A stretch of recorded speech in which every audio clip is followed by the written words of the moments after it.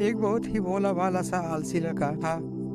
वह कोई काम नहीं करना चाहता था, बस खाना खाता, घूमता और सोते रहता। एक दिन उसे किसी ने बताया कि एक आश्रम है जहाँ पर कुछ नहीं करना पड़ता और हर दिन 2 समय का खाना और नाश्ता मिलता है। तुम वहाँ जा कर के रहो। उस आलसी लड़के ने सोचा कि ये तो बहुत ही बढ़िया है और वह उस आश्रम में जाकर रहने को सोचा। और फिर वह भोला भाला सा आलसी लड़का अपना सारा सांसारिक जीवन छोड़कर उस आश्रम में जाकर रहने लगा।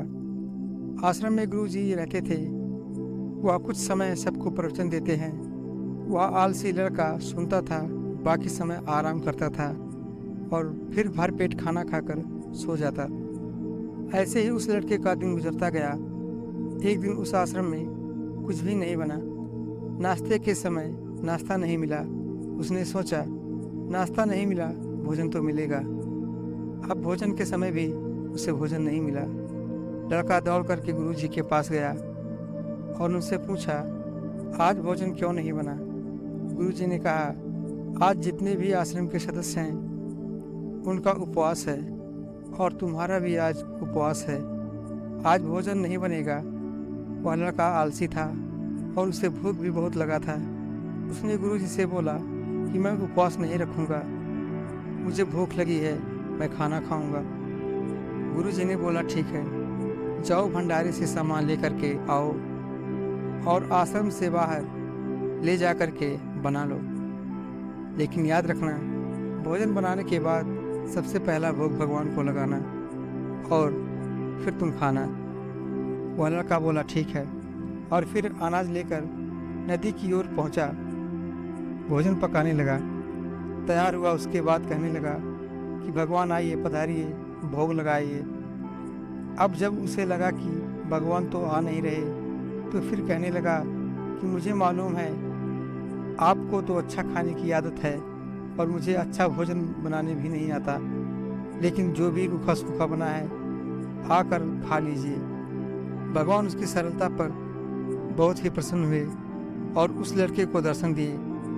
उसने देखा कि भगवान आए हुए हैं और उनके साथ में और भी लोग आए हुए थे, लेकिन लड़के ने सिर्फ 2 लोगों के लिए ही भोजन बनाया था, एक अपने लिए और दूसरा भगवान के लिए।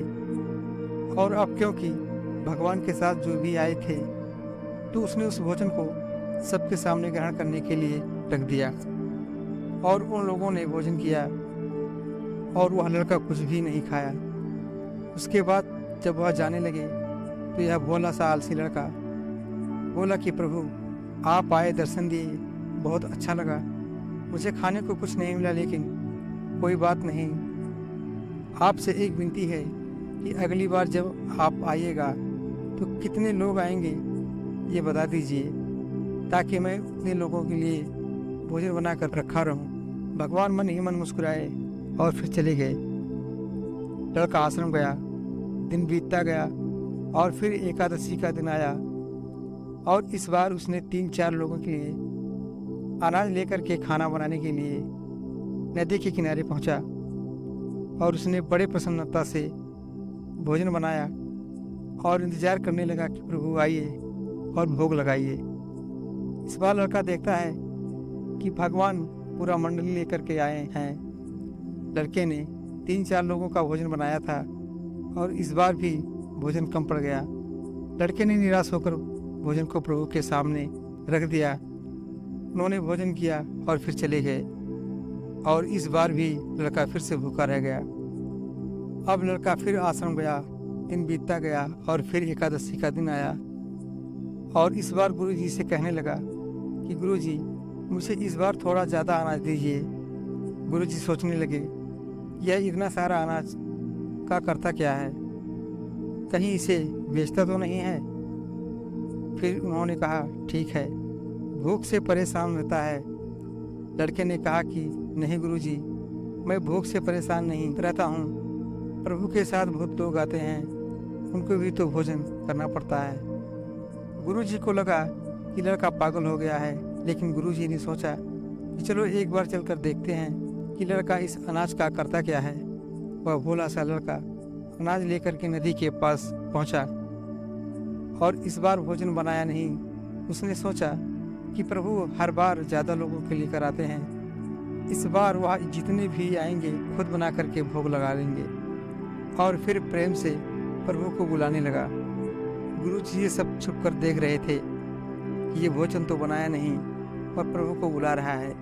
लेकिन लड़के ने देखा कि इस बार प्रभु के साथ बहुत से लोग आए हुए हैं, तो उसने प्रभु के सामने हाथ जोड़ करके कहा कि प्रभु माफ़ करना, आप बहुत सारे लोग आते हैं, मुझे संख्या पता नहीं होता और मेरी हिम्मत भी नहीं होती कि इतने सारे लोगों के लिए भोजन बनाऊं।